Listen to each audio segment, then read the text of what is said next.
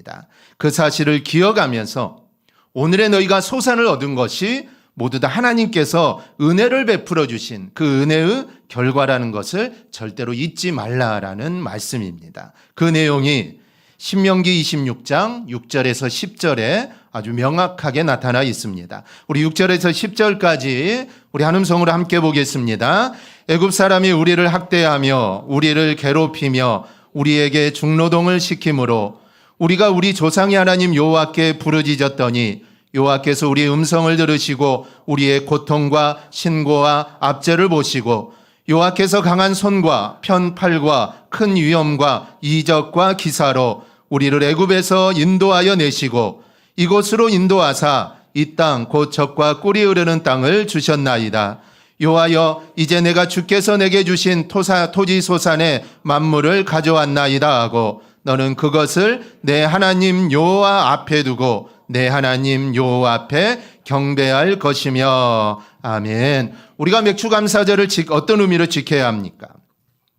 우리가 추수감사절을 지킬 때는 반드시 먼저 하나님이 우리를 구원해 주신 그 구원의 은혜를 베푸셨다라는 사실을 여러분 우리는 기억해야 합니다. 또 오늘날까지 우리에게 생명과 은혜와 은총을 주신 것을 우리 또한 기억해야 합니다. 그리고 그 결과로 내가 오늘날의 이 수확의 은택을 누리고 있다는 마음으로 우리가 감사할 때 올바른 추수감사가 되는 것입니다.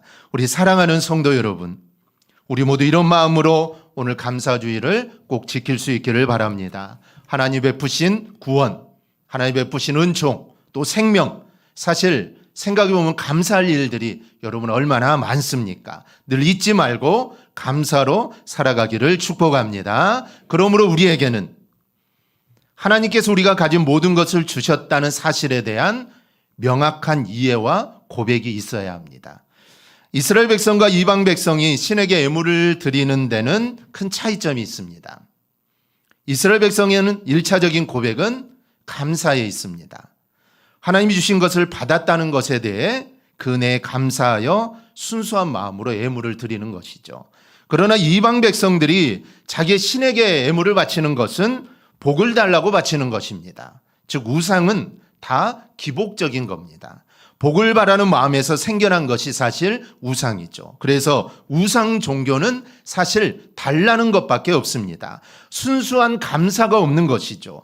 우리가 하나님 앞에 감사절을 지키고 예물을 드리는 것은 하나님께서 이미 우리에게 베풀어 주시고 또 허락해 주신 모든 것을 받았기에 우리가 감사함으로 드리는 것입니다. 즉 무언가를 받기 위해 내가 이렇게 했으므로 하나님 나에게 복을 주세요가 아니라 이미 하나님이 나에게 모든 것을 주셨기에 우리는 그 감사함으로 하나님께 예배하며 하나님께 감사함으로 드리는 겁니다. 지금 맥주절을 지키라는 의미가 여러분 바로 이것입니다. 이것을 바치니 더 많은 축복을 주옵소서가 아닙니다. 우리 하나님은 살아계셔서 은혜를 베푸신 하나님이시고 주시는 하나님이십니다. 이미 우리에게 많은 것을 주셨고 우리에게 많은 것을 우리는 이미 다 받았습니다. 여러분 한번 헤아려 보십시오. 나는 없다라면 여러분 감사할 수 없습니다.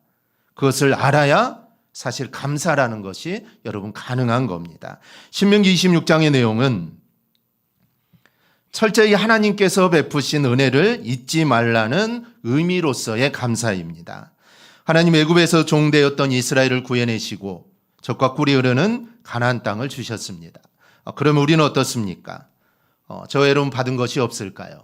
이스라엘이 종살이에서 해방되었듯이 우리는 죽음에서 해방되었습니다.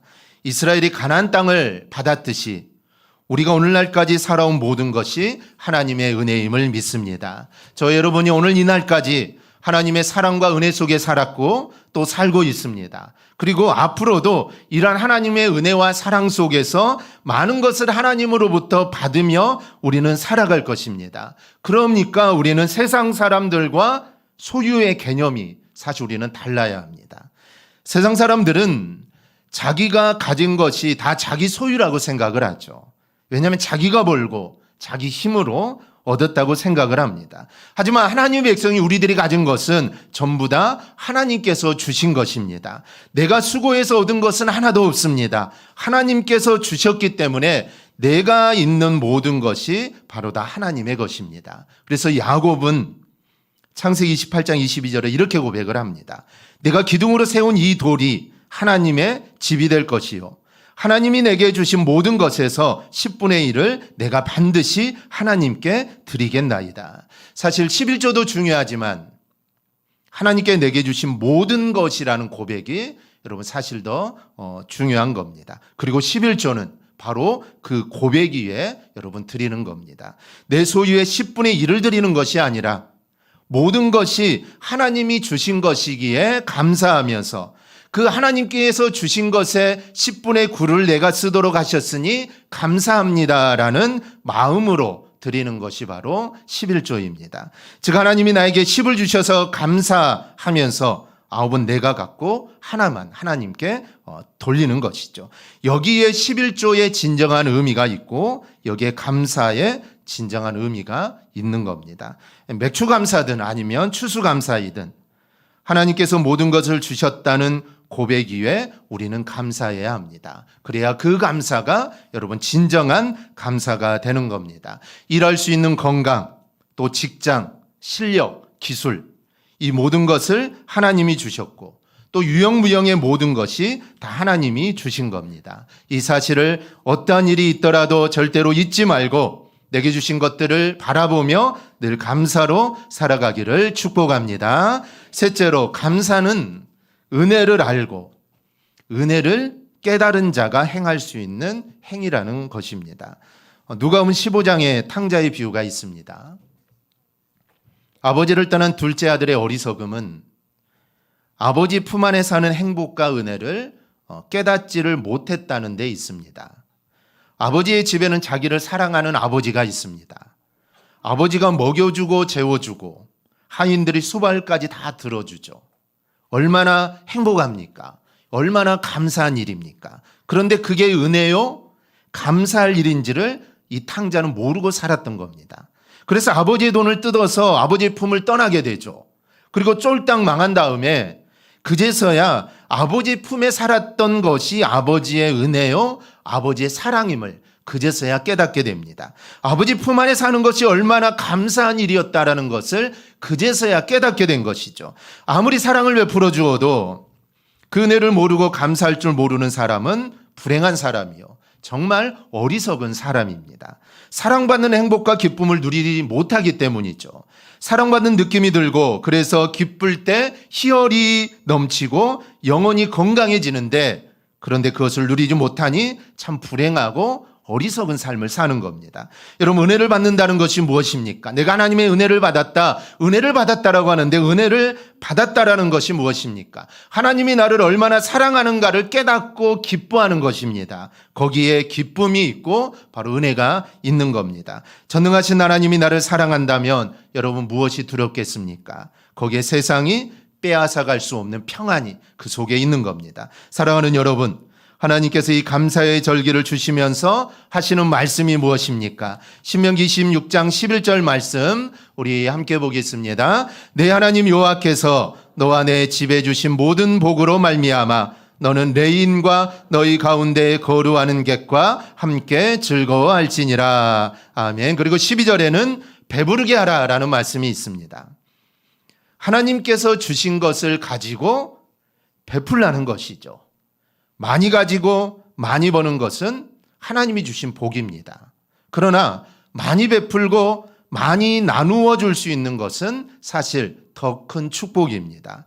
많이 가지는 것, 노력하면 가능하지만 베풀 수 있는 너그러움과 풍요한 마음은 하나님이 주신 사랑과 은혜가 가슴에 가득할 때만 사실 이게 가능한 것입니다. 13절은 그렇게 하고 나서 기도하라고 말씀합니다. 그리할 때 내 하나님 여호와 앞에 아뢰기를 내가 성물을 내 집에서 내어 레인인과 객과 고아와 가부에게 주기를 주께서 내게 명령하신 명령대로 하였사오니 내가 주의 명령을 범하지도 아니하였고 잊지도 아니하였나이다.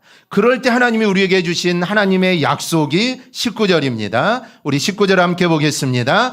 그런즉 여호와께서 너를 그 지으신 모든 민족 위에 뛰어나게 하사 찬송과 명예와 영광을 삼으시고 그가 말씀하신 대로 너를 내 하나님 여호와의 성민이 되게 하시리라. 아멘. 여러분, 하나님의 은혜를 알고 깨달은 자만이 감사할 수 있고, 그러한 사람은 베풀고 나누지 않을 수 없는 것입니다. 그리고 베풀고 나누면서 하는 감사야말로 하나님의 더 큰 축복을 우리가 누리게 됩니다.